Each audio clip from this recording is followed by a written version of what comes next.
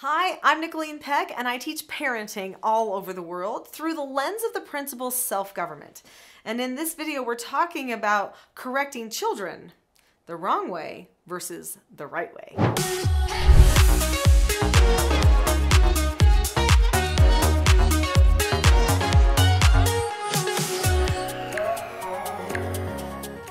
So in this video, we're going to talk about correcting children. We're going to talk about correcting them the self-government way, which hopefully is going to be interesting for you. And I'm going to be sharing with you a step-by-step process that you can use to correct your children the right way. Parenting is hard work. And for some people, it's the hardest thing they ever do. Some people are just afraid of it at the very beginning and never even do it. But it is hard. It is not for the lighthearted. It is for the very brave. The fact that you're watching this video right now suggests to me that you're probably one of those brave ones who has decided having a child might be something you want to learn from and an experience that you want to have. Being a parent is also the most rewarding thing that I've ever found in life, and trust me, I've done a lot of things. But when we are faced with this challenge of parenting, immediately comes this, we've got to correct it. How are we going to correct the child? How are we going to help our child correct problems when they need correction? Some of us think, I can't do it the way my parents did it. That was out of control. Or my parents never even corrected me. And look, I had all these problems, so I don't want to do that. So how am I going to correct my children? Well, what often happens for people is they will start correcting, and then because they don't have the full skills that they need, they end up falling into the trap of doing what their parents did before and hoping that their child will turn out at least as good as they did. Well, people don't know what they don't know, and they don't know how they might be hurting their children with the corrections that they're doing. Now, it is always better to correct, even if you're aggressive. It's better to correct rather than to never correct anything, because the passive or super permissive modern progressive type parent actually oftentimes turns out worse children than the parent who is a little overbearing in doing the corrections. But both the bully fear-based parent and the modern progressive parent have their struggles, and those are both what I would consider the wrong way. If you're really heavy-handed with your children, number one, it's not necessary. I know that because I was a treatment foster parent for troubled teens for a lot of years. I couldn't touch them. Otherwise, I'd be hauled into court. And you know what? It's not necessary. They all had changes of heart without me ever laying hands on them. And so then, of course, I decided never to lay hands on my children as well. And there was a big change that occurred. My children trusted me, bonded to me. In fact, when I corrected them, we felt closer to each other during and after a correction than we even did before. I didn't know that was possible, but it is. And I am so grateful that I learned how to correct that way. And that's what I'm going to be sharing with you today. The type of correction that I do is based upon the principle of self-government. So let's talk about what self-government is. Self-government is being able to determine the cause and effect of any given situation and possessing a knowledge of your own behaviors so that you can control them. So what that means is that the parent, if they are a self-governed parent, will examine themselves, their own behaviors, their own thoughts, their feelings, their emotions, and they will make a plan for how to go forward so that they will get the best results, so that they will get the effects that they desire out of the parenting interactions. This also means that the children will be able to do the same type of processing for themselves. Obviously, when they're younger and not as mature, they're going to need some help from their parents. But as they grow older, the children even get to a point where they start self-correcting themselves because they recognize that they have gone off course. That is the sign of a self-governed person. A self-governed person uses all of the 4 basic skills that I teach that are used for children: following instructions, accepting no answers and criticism, accepting consequences, and disagreeing appropriately on themselves. They also use the 5 teaching styles, which one of those is corrective teaching on themselves. Wow, that sounds great, right? That the children would just see that they're having a problem and that they would correct themselves. Well, it doesn't start just with that. First, we have to teach them that it's safe to accept a correction from us. And if we do that in a good way, then soon they will develop a good correction habit for themselves as well. Is this fun for you? If so, give me a thumbs up. And don't forget subscribe too, because there's a lot of content on this channel related to correcting children, bonding with children. You're not going to want to miss it. It's super important to correct children. If we don't correct children, we're technically abandoning them. So we do need to establish a plan for how children will be corrected when it's necessary. This means that a good parent does create a plan. They decide ahead of time, how is it that I am going to correct my children? And then they teach that plan to the children. This means that they say to the children, okay, these are the skills that you need to learn.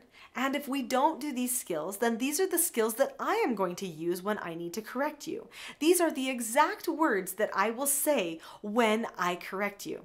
Let's practice these things. A good parent would even role play how corrections will occur with their children so that the children's anxiety levels are lower and the predictability is higher. They know exactly how to parent. They know what to expect and to not be afraid of mom and dad.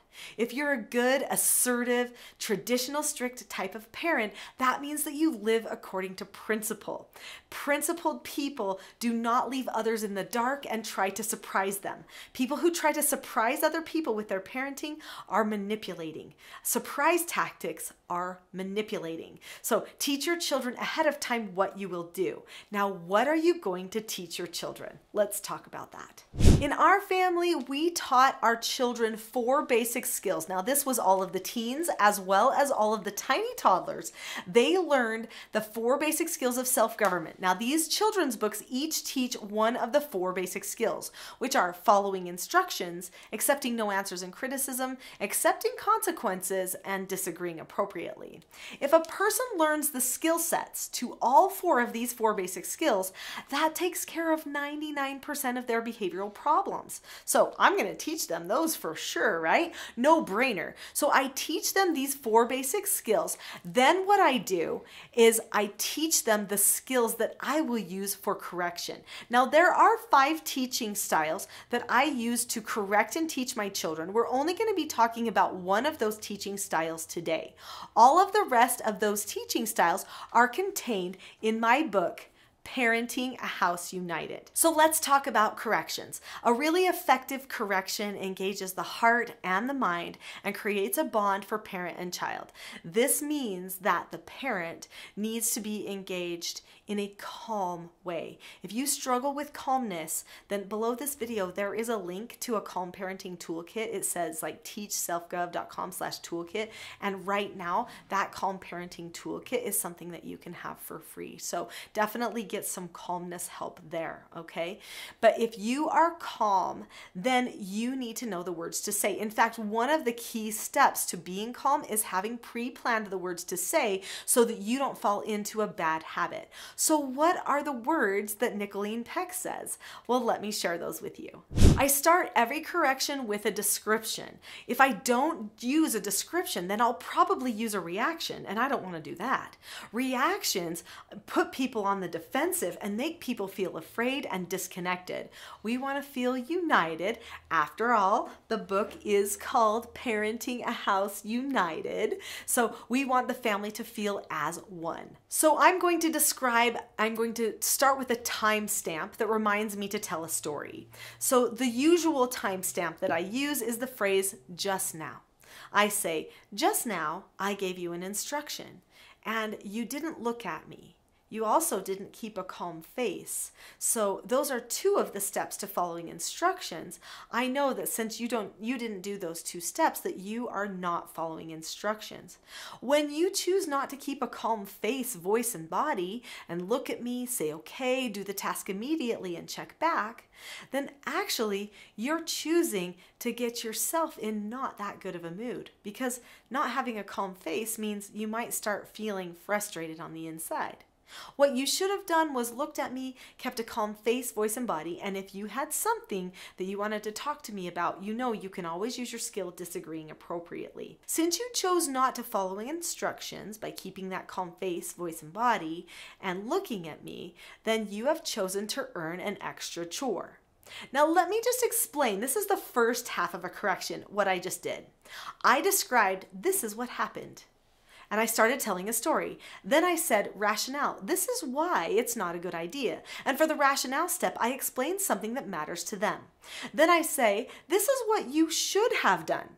So I do another description. You should have done this skill. I could even explain, and here's why, if I wanted to at that point. But then I tell them what they earned. Now, when a person learns self-government, they earn, they choose. I don't give or force or take. It's their self-government, and they have to accept a consequence. If they choose not to accept a consequence, then they are not in instructional control. And there's another parenting skill that I use for that. They can't learn self-government. They can't learn cause and effect if I don't give them the opportunity to accept their consequence. So then I tell them what they earned, which was, in this case, an extra chore. I usually use work because Samuel Smiles, in his book Character, that was written in the 1800s, said that work is the antidote for a sick character. And this is so true. When a person works, it improves their character. It takes them outside of just thinking about themselves. Suddenly, they're working for a reason instead of just for them. Then after we tell them what they've earned and they get the opportunity to use one of their 4 basic skills, which is accepting consequences, then they get the opportunity to practice things the right way. So we do a series of role plays, 3 role plays, which are a pre-teaching moment, which helps them practice how things should have gone and use the same skill in a similar situation that could come up in the future. We do those practices 3 times and I praise them every time. So I'm going to be looking at them thinking, I love you the entire correction, sending that love through my eyes because my eyes are the windows to my soul and to their soul too. And then I'm going to be using a good calm voice tone, telling myself I'm not taking this personal. I'm okay with this situation and with me having to do a correction here. And then I am going to tell them what happened, why it wasn't good, what they should have done, what they earned, and we are going to have a special practice session. At that point, they get the opportunity to go perform their extra chore, and then they come and check back and get praised again. So when I am correcting my children, I'm actually oftentimes praising them 6 times during one correction. So do you see how a correction doesn't have to be bad? One thing that people do when they do corrections the wrong way is they put a negative spin on the correction. You don't have to put a negative spin on the correction. People don't have to feel ashamed because they did something wrong. They're a child. They're learning. They're going to make mistakes and make wrong choices all the time. And we're a parent. We're a teacher. It's our role to help them. We need to embrace that and not take it so personally. Your children should not view a correction as something that is bad or something that distances them from you. In fact, if you do it correctly, they should feel closer to you during and after that correction because you have this tone of it's okay. You're calm, you're teaching, you're practicing, you're praising, you're bonding with them through the entire interaction. I have a free gift for you. Remember, I talked to you about that.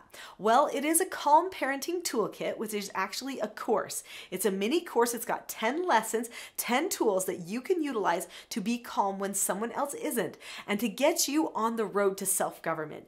In the description below this video, there is a link that says teachselfgov.com/toolkit. Click on that link right now, and you can get the Calm Parenting Toolkit for free and be on the road to a calmer you and better communication and calmness for your entire family.